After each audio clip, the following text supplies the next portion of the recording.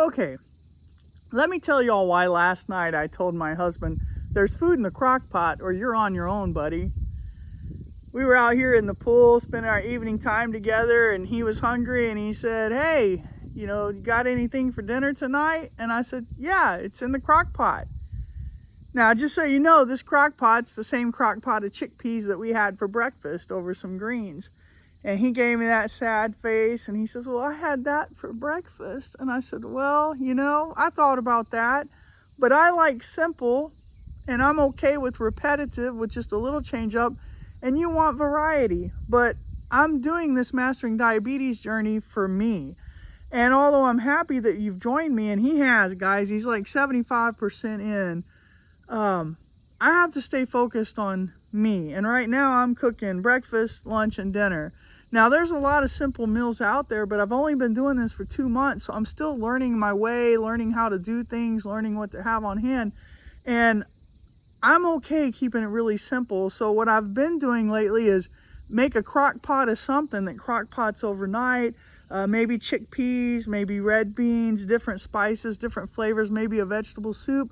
And then in the morning, I have it for breakfast, maybe over some rice or quinoa, maybe followed by a little fruit.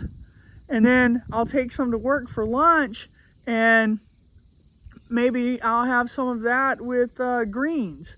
And then maybe at dinner I come home and I have it with some roasted tomatoes and cauliflower. So I can make that same crock pot of food last me until it's gone, with just doing little variations and keep it simple. But my husband, he likes some variety. But I've really got to stick to this for myself. I love him. I love that the kids want to join in sometimes. But like I told him, until they're at 100%, then I'm going to 100% take care of me. And I'll give them what I have. But if they want something else, they're going to have to get it for themselves or figure it out, because I cannot burn myself out.